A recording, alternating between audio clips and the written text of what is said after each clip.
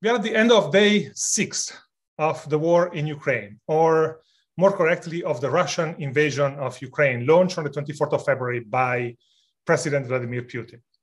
We are all shocked and saddened by the events and by the human suffering they are causing. And as we speak, really, a Russian military convoy is headed toward Kiev. Other Ukrainian cities are being bombarded. 500,000 Ukrainians have already fled to neighboring countries and much more.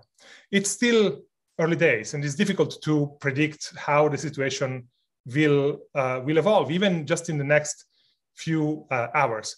But this is a war that should concern everyone, everywhere. And so today, this TED membership conversation, we want to try to give it a broader context with our guest, historian and author Yuval Noah Harari. Yuval, welcome. Hello, thank you for inviting me.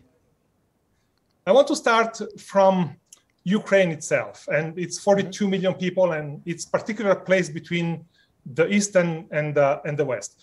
What do we need to know about Ukraine to understand this war and what's at stake? The most crucial thing to know is that Ukrainians are not Russians, and that Ukraine is an ancient independent nation. Ukraine has a history of more than 1,000 years.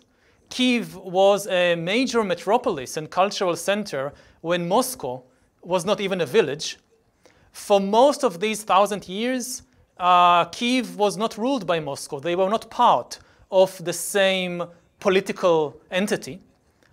For centuries, Kyiv was looking westwards and was a part of a union with Lithuania and Poland until it was eventually conquered and absorbed by the Russian Empire, by the Tsarist Empire. But even after that, Ukrainians remained a separate people to a large extent. And it's important to know that because this is really what is at stake in this war. The key issue of the war, at least for President Putin, is whether Ukraine is an independent nation, whether it is a nation at all.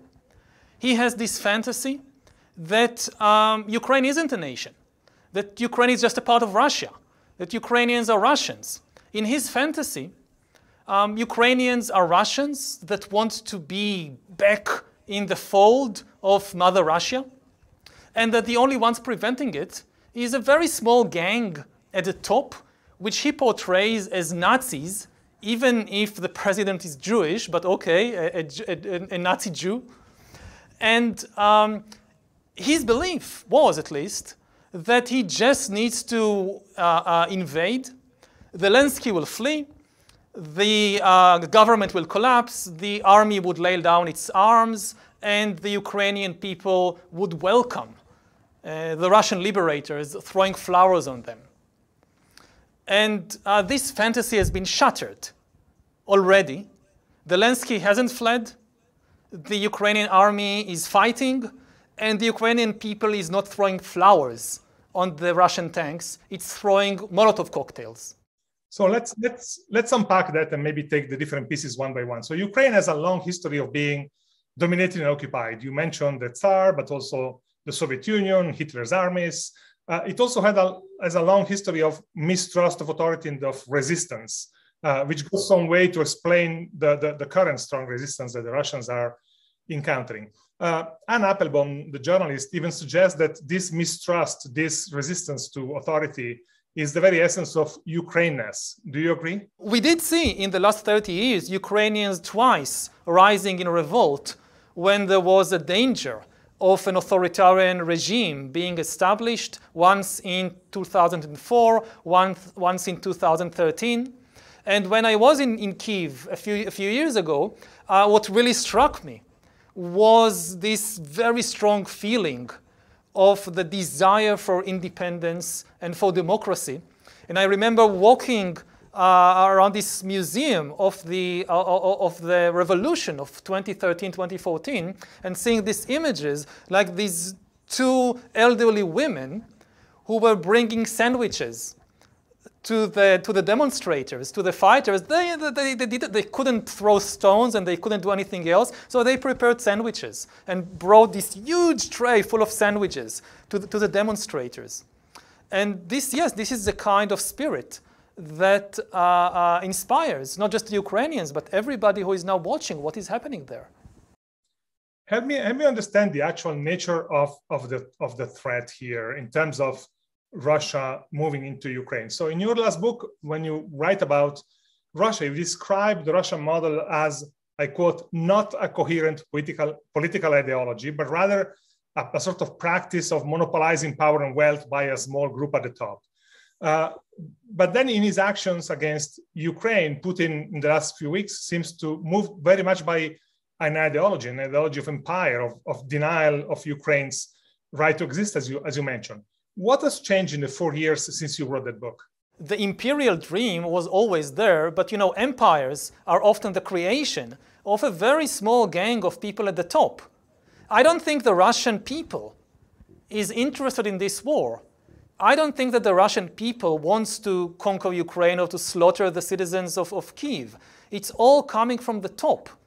So that there is no change there. I mean, when you look at the Soviet Union, you can say that there was this mass ideology which was shared by a large proportion or some proportion of the population. You don't see this now. You know, Russia is a very rich country, rich in resources, but most people are very poor. Their standard of living is very, very low because all the wealth and power is kind of sucked by the people at the top, and very little is left for everybody else. So it's not, I don't think it's a society where the masses are part of this kind of ideological project. They are being ruled from the top. And you have this classic imperial situation when the emperor, which controls the largest country in the world, feels that, hey, this is not enough. I need more. And sends his army to capture, to extend the empire. I said at the beginning that it's difficult, of course, to make provisions. But yesterday you published an article in The Guardian titled, "Why Putin Has Already Lost This War." Please explain.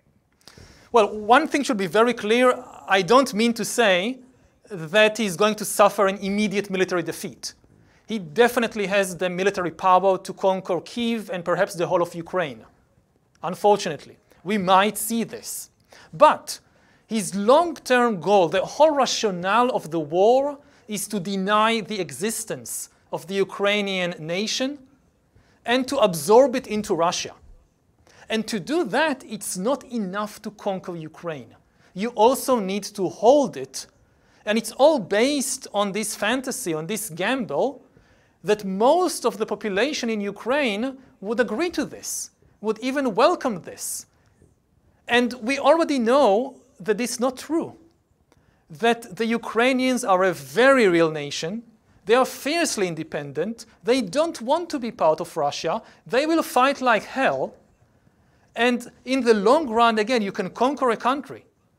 But as the Russians learned in Afghanistan, as the Americans learned also in Afghanistan, also in Iraq, it's much harder to hold a country. And again, you know, the big question mark before the war was always this. Before the war started, many things were already known.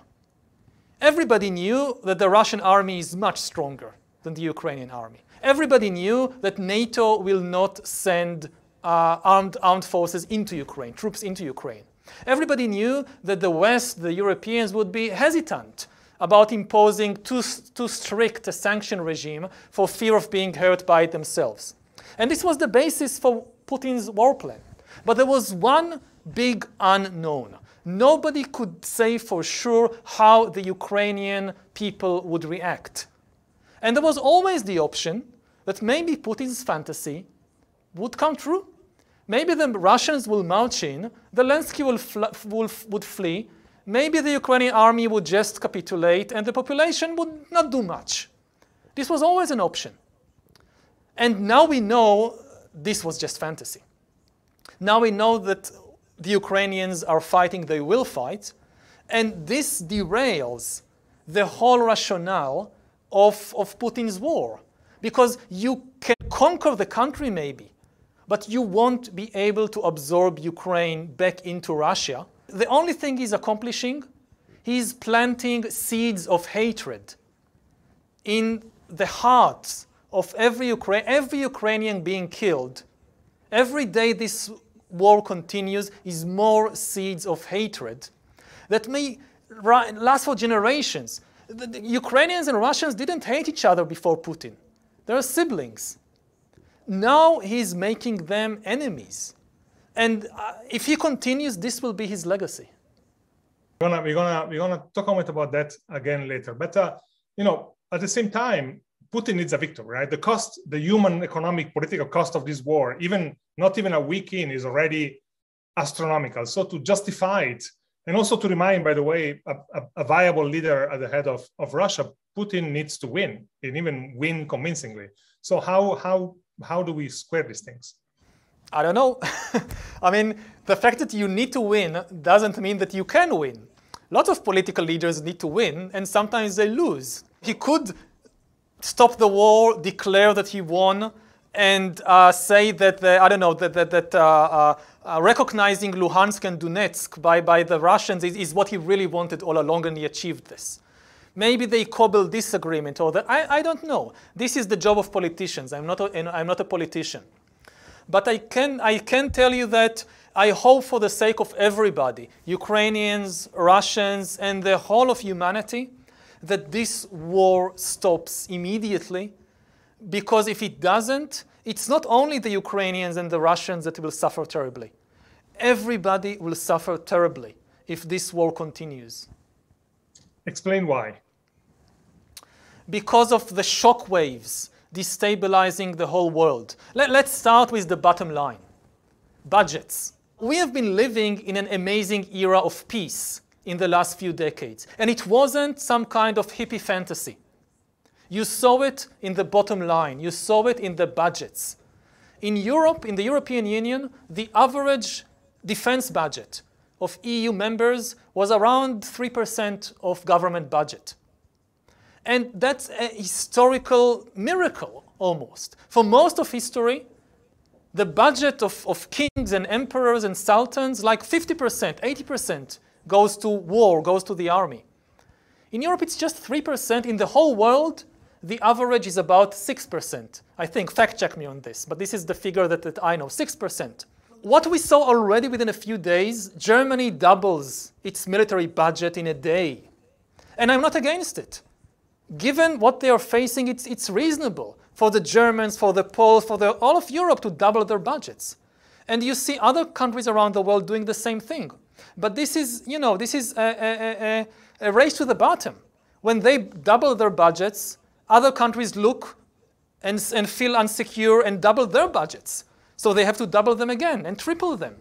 And the money that should go to healthcare, that should go to education, that should go to fight climate change, this money will now go to tanks, to missiles, to fighting wars. So there is less healthcare for everybody. And there is maybe no solution to climate change because the money goes to tanks. And in this way, even if you live in Australia, even if you live in Brazil, you will feel the repercussions of this war in less healthcare, in deteriorating ecological crisis, in many other things. Again, another very central question is technology. We are on the verge, we're already in the middle, actually, of new technological arms races in fields like artificial intelligence. And we need global agreement about how to regulate AI and prevent the worst scenarios. How can we get a global agreement on AI when you have a new Cold War, a new hot war? So in this field too, all hopes of stopping the AI arms race will go up in smoke if this war continues. So again, everybody around the world would feel the consequences in many ways. This is much, much bigger than just another regional conflict. If one of Putin's goals here is to divide Europe, to weaken the transatlantic alliance and the global liberal order, it seems to kind of accidentally have revitalized all of them in a completely. In a way. US-EU relations have never been so close in many years. And so how do you read that? Well, again, in this sense, he also lost the war. If his aim was to divide Europe, to divide NATO, he's achieved exactly the opposite. I mean, I was amazed by how quick, how strong, and how unanimous the European reaction was. I think the Europeans surprised themselves. You even see countries like Finland and Sweden sending arms to Ukraine and closing their airspace. They didn't even do it in the Cold War. It's really amazing to see it. I think another very important thing is what has been dividing the West over the several years now. It's what people term the culture war. The culture war between left and right, between conservatives and liberals. And I think this war can be an opportunity to end the culture war within the West, to make peace in the culture war. First of all, because you suddenly realize we are all in this together. There are much bigger things in the world than these arguments between left and right within the Western democracies. And it's a reminder that we need to stand united to protect Western liberal democracies. But it's deeper than that. Much of the argument between left and right seemed to be in terms of a contradiction between liberalism and nationalism. Like you need to choose, and the right goes with nationalism and the left goes more liberalism. And Ukraine is a reminder that no, the two actually go together. Historically, nationalism and liberalism are not opposites. They are not enemies. They are friends. They go together. They meet around the central value of freedom, of liberty. And to see a nation fighting for its survival, fighting for its freedom, you see it on Fox News, or you see it in CNN, and yes, they tell us the story a little differently, but they suddenly see the same reality. And they find common ground.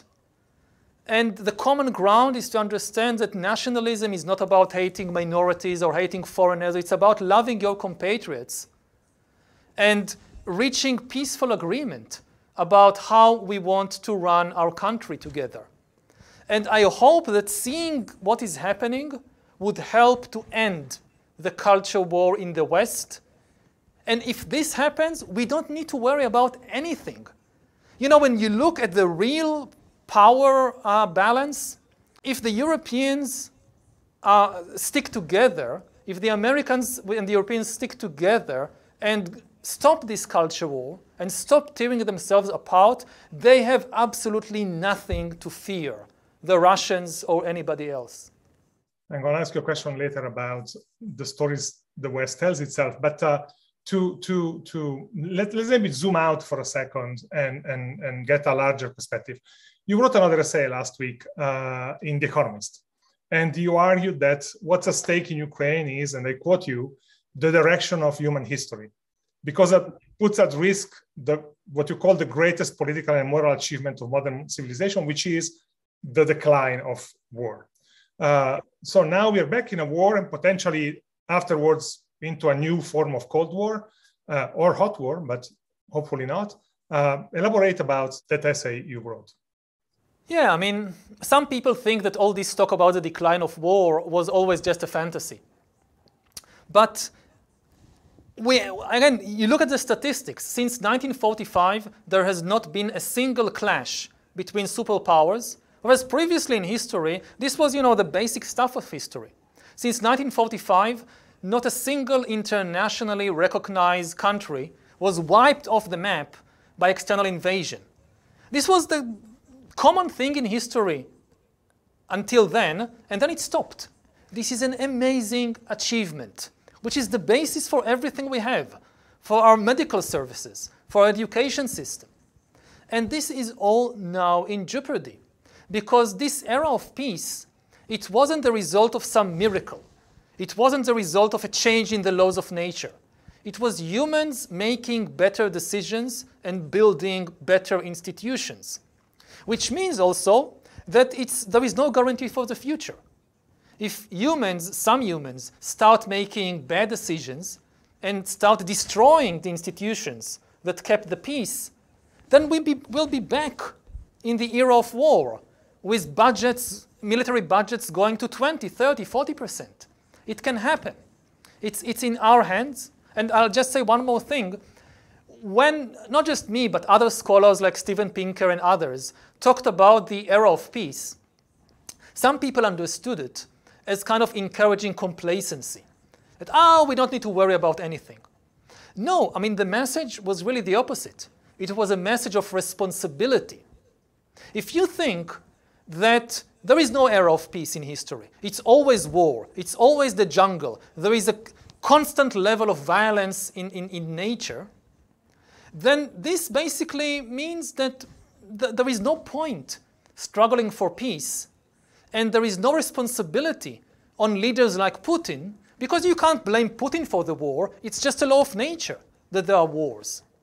When you realize, no, humans are able to decrease the level of violence, then it should make us much more responsible, and it should also make us understand that the war in Ukraine now, it's not a natural disaster. It's a man-made disaster and a single man. It's not the Russian people who won this war. There is really just a single person who, by his decisions, created this tragedy. So one of the things that has come back in the last weeks and months is the nuclear threat. It's moved back into the center of political and strategic considerations. Putin has talked about it several times. The other day, he ordered Russia's nuclear forces on a higher alert status. President Zelensky himself at the Munich Security Conference essentially said that Ukraine had made a mistake abandoning the nuclear weapons it had inherited from the Soviet Union. And that's a statement that I suspect many countries are pondering. What's your thinking about the return of the nuclear threat? It's extremely frightening. You know, it's almost Freudian. It's the return of the repressed. We thought that, oh, nuclear weapons, yes, there was something about that in the 1960s with the Cuban Missile Crisis and Dr. Strangelove. But no, it's here.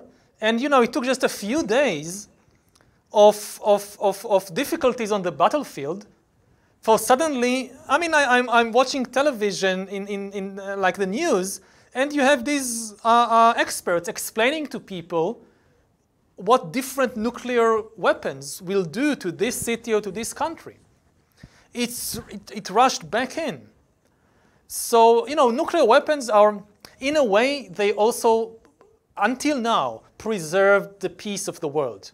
I belong to the school of thought that if it was not for nuclear weapons, we would have had the Third World War between the Soviet Union and the United States and NATO sometime in the 1940s or in the 1950s or 60s.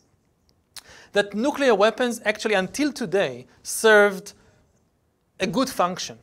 It's because of nuclear weapons that we did not have any more direct clashes between superpowers, because it was obvious that this would be collective suicide.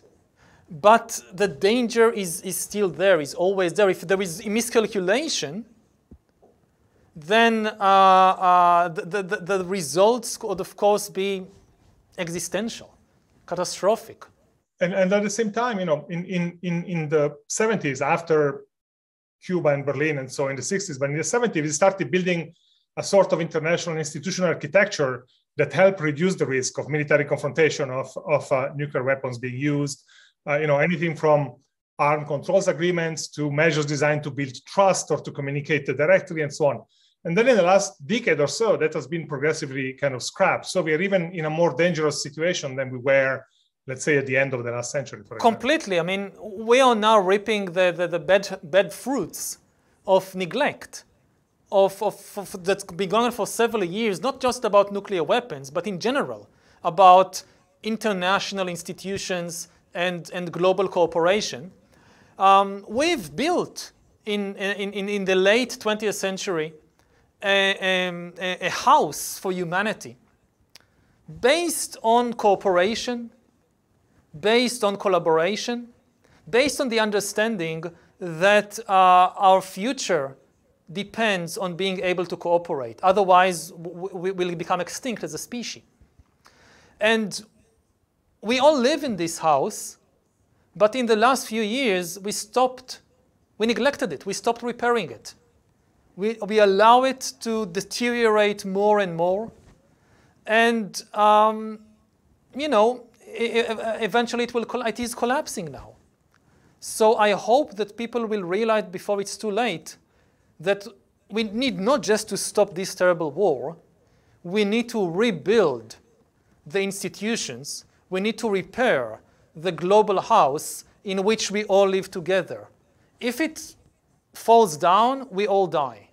So we have among the audience listening, Rola from, I don't know where she's from, she grew up in Lebanon. And she said, I lived the war, I slept on the ground, I breathed fear. All the reasons were explained to me that the only remaining learning came, the war is absurd. We talk about strategy, power, budgets, opportunities, technologies. What about human suffering and psychological trauma? Especially, I assume what she's asking is, what about what's going to remain in terms of the human suffering and the psychological trauma going forward?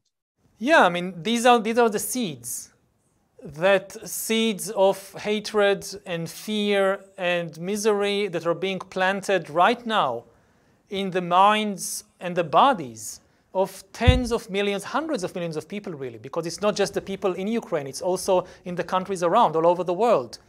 And these seeds will give a terrible harvest, terrible fruits in years, in decades to come.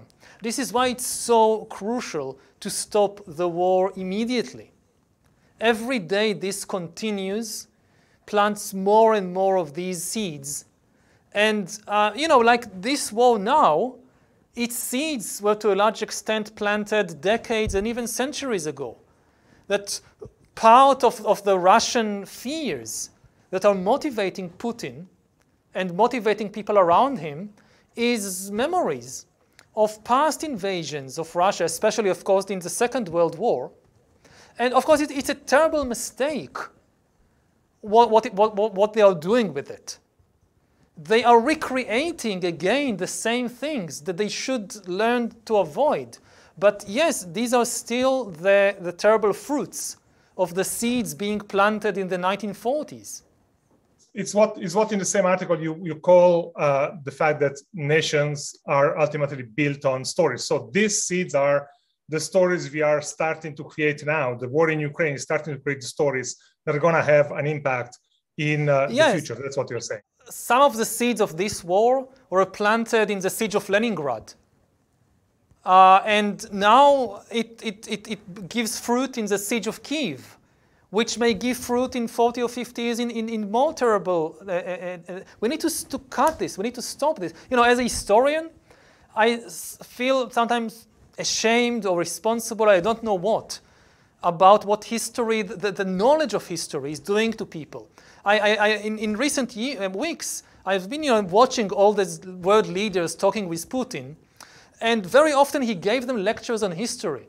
I think that Macron had a discussion with him for 5 hours, and afterwards said, most of the time he was lecturing me about history. And as a historian, I feel ashamed that this is what my profession is in some way is doing. I know it from my own country. We suffer in Israel. We suffer from too much history. I think people should be liberated from the past, not constantly repeating it again and again. Everybody should kind of free themselves from the memories of the Second World War. It's true of the Russians. It's also true of the Germans. I look at Germany now, and what I really want to say, if there are Germans watching us, what I really want to say to the Germans, guys, we know you are not Nazis. You don't need to keep proving it again and again. What we need from Germany now is to stand up and be a leader, to be at the forefront of the struggle for freedom. And sometimes Germans are afraid that if they speak forcefully or pick up a gun, everybody will say, hey, you're Nazis again. No, we won't think that.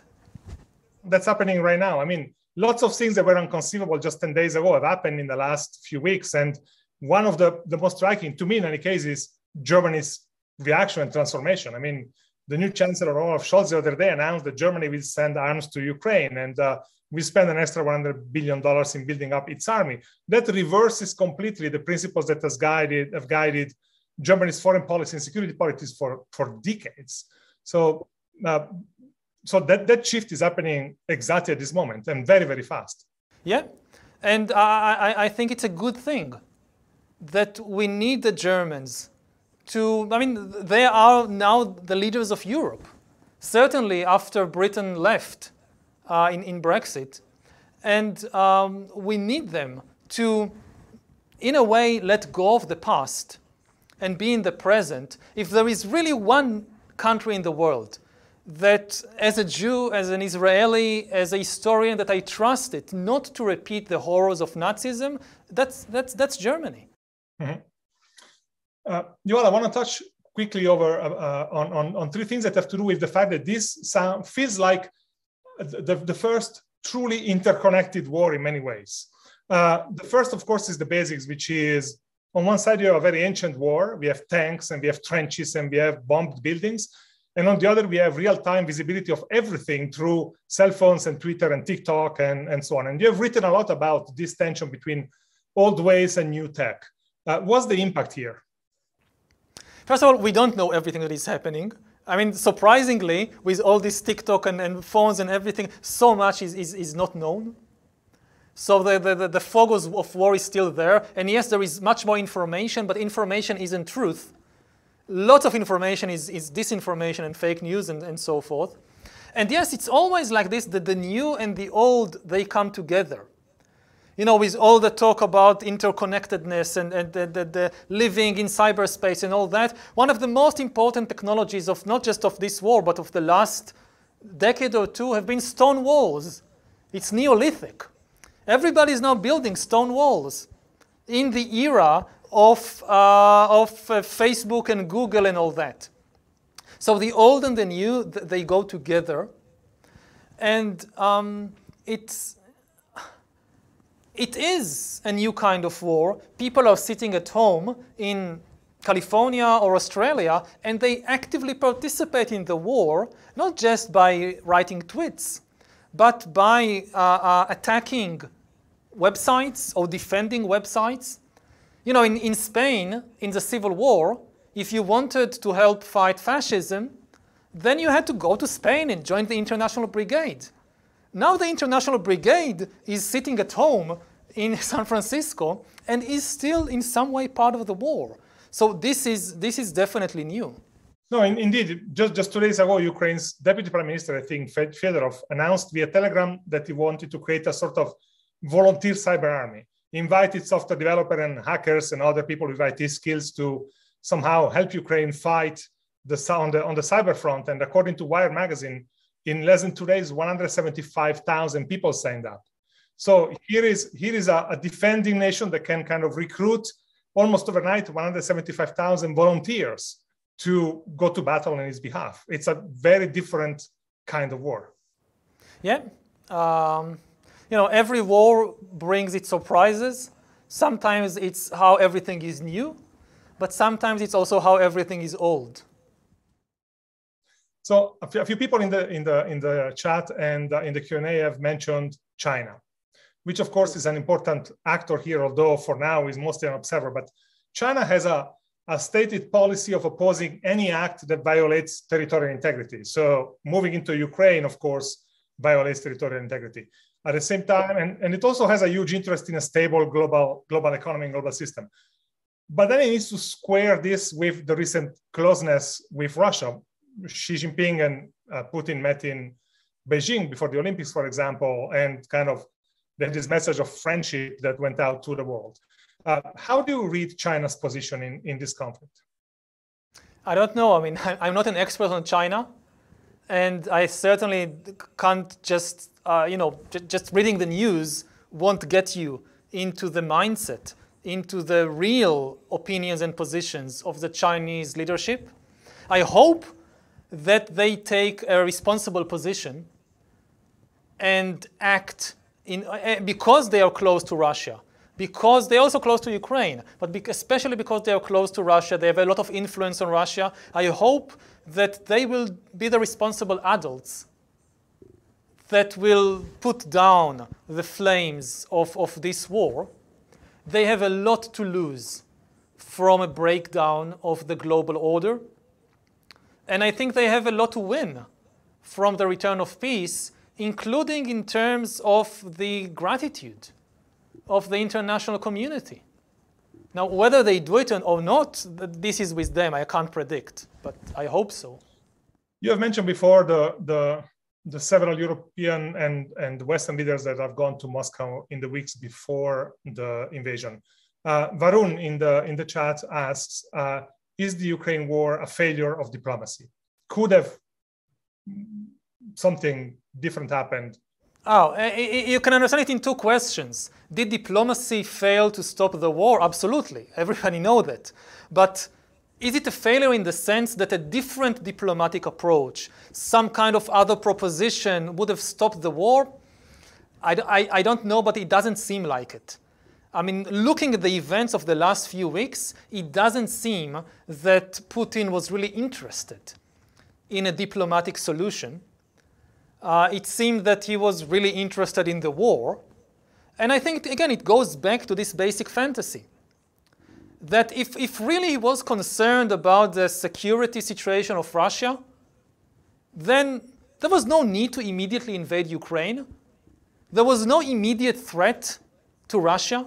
There was no discussion of right now Ukraine joining NATO. There was no invasion army assembling in the Baltic states or in Poland, nothing. It was Putin chose the moment to start this crisis. So this is why it doesn't seem that it's really about the security concerns. It seems more about this very deep fantasy of reestablishing the Russian Empire and of denying the very existence of the Ukrainian nation. So you live in the Middle East. Someone else in the chat asks, what makes the situation so unique compared to many other wars that are going on right now in the world? I would say aside from the nuclear threat from Russia, but what else? Several things. First of all, we have here, again, something we haven't seen since 1945, which is a dominant power trying to basically obliterate from the map an independent country. You know, when the US invaded Afghanistan or when the US invaded Iraq, you can say a lot of things about it and criticize it in many ways. There was no question of the US annexing Iraq or turning Iraq into the 51st state of the United States. This is what is happening in Ukraine. Under this pretext or this disguise, this is what's at stake. The real aim is to annex Ukraine. If this succeeds, it brings us back to the era of war. I was struck by what the Kenyan representative to the UN Security Council said when this erupted. The Kenyan representative spoke in the name of Kenya and other African countries. And he told the Russians, look, we also are the product of a post-imperial order.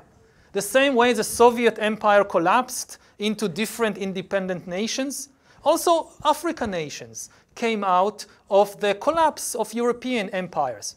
And the basic principle of African politics ever since then was that no matter what your objections to the borders you have inherited, keep the borders. The borders are sacred. Because if we start invading neighboring countries because, hey, this is part of our countries, these people are part of our nation, there will not be an end to it. And if this now happens in Ukraine, it will be a blueprint for copycats all over the world. The other thing which is different is that we are talking about superpowers. This is not a war between Israel and Hezbollah. This is potentially a war between Russia and NATO. And even leaving aside nuclear weapons, this completely destabilizes the peace of the entire world. And again, I go back again and again to the budgets. That if Germany doubles its defense budget, if Poland doubles its defense budget, this will spread to every country in the world, and this is terrible news. So Yuval, I'm jumping from topic to topic because I want to use the last few minutes to ask a few questions from the audience. A few people are asking about the link to the climate crisis, particularly when it relates to the energy flows. Like Europe is very dependent, part of Europe is very dependent on Russian oil and gas, which is, as far as we know, still flowing until today. But could this crisis, in a sort of paradoxical way, a bit like the pandemic, accelerate climate action, accelerate renewables, and so on? This is the hope, that Europe now realizes the danger and starts a Green Manhattan project that kind of accelerates what is already have been happening, but accelerates it. The development of better energy sources, better energy infrastructure, which would release it from its dependence on oil and gas, and which will actually undercut the dependence of the whole world on oil and gas. And this would be the best way to undermine the Putin regime and the Putin war machine, because this is what Russia has, oil and gas. That's it. When was the last time you bought anything made in Russia? They have oil and gas. And this is, we know the curse of oil, that oil is a source of riches, but it's also very often a support for dictatorships, because to enjoy the benefits of oil, you don't need to share it with your citizens. You don't need an open society. You don't need education. You just need to drill. So we see in many places that oil and gas are actually the basis for dictatorships. If oil and gas, if the price drops, if they become irrelevant, it will not only undercut the finance, the power of the Russian military machine, it will also force Russia to force Putin or the Russians to change their regime.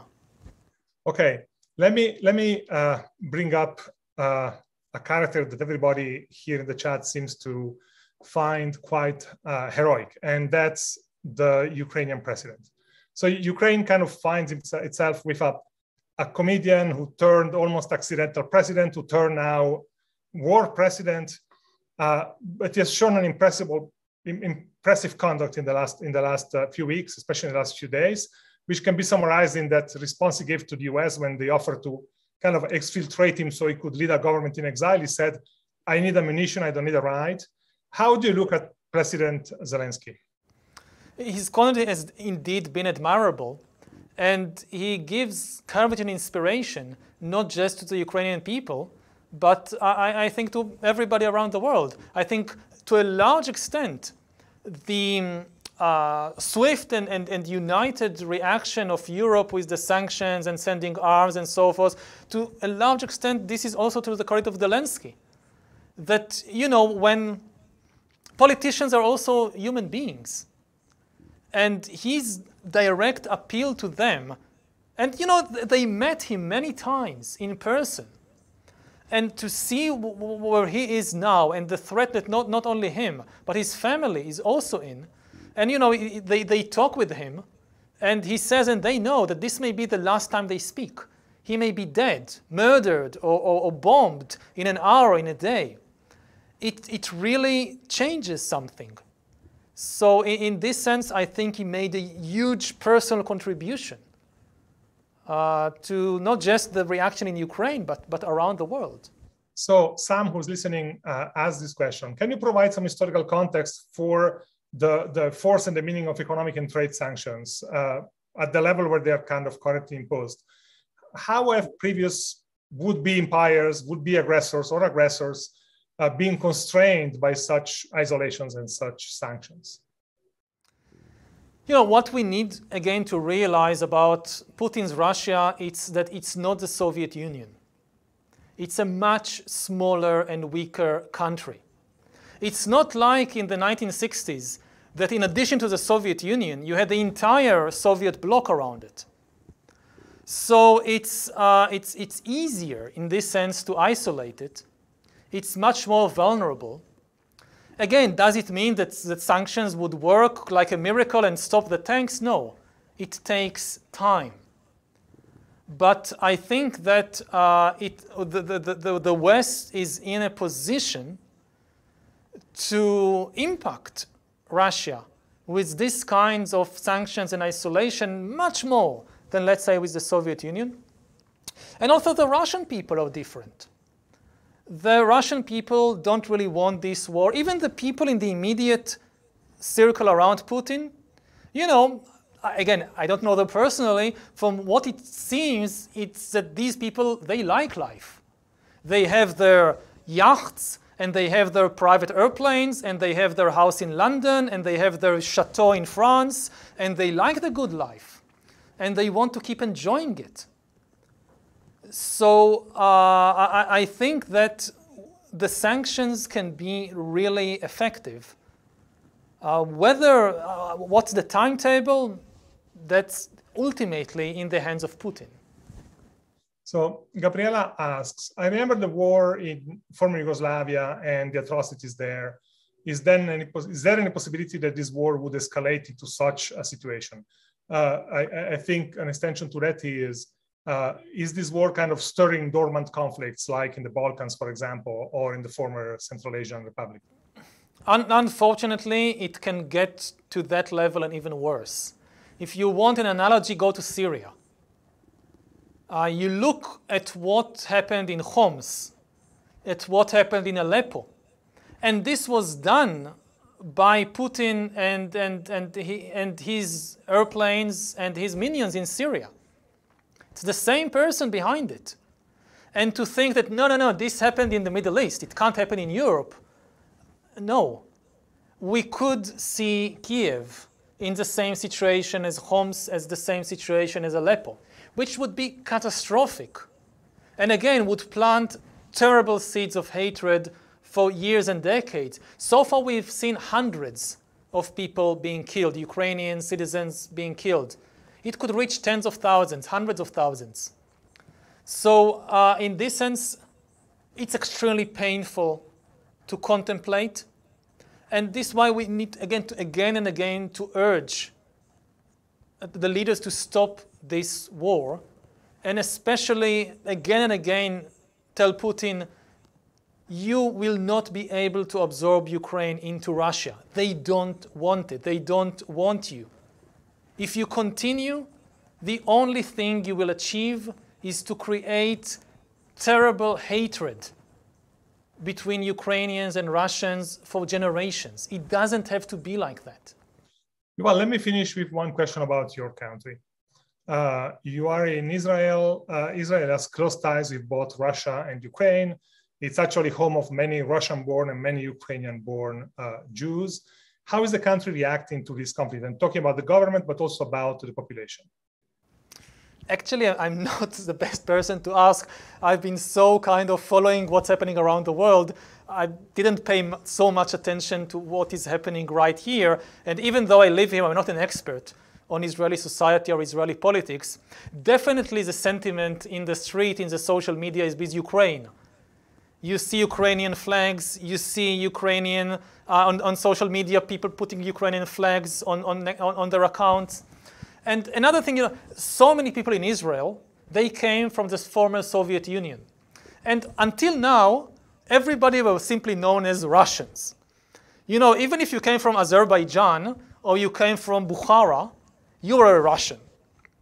And suddenly, no, I'm not Russian, I'm Ukrainian. And again, these seeds of hatred that Putin is planting, it's reaching also here. That suddenly people are saying, no, Russian, Ukrainian, that until a very short time ago, it's the same thing. No, it's not the same thing. So the shock waves are spreading. Yuval, thank you for taking the time and being with us today and sharing your knowledge and your views on the situation. Thank you very much. Thank you, and I hope for peace quickly. We all do. Thank you.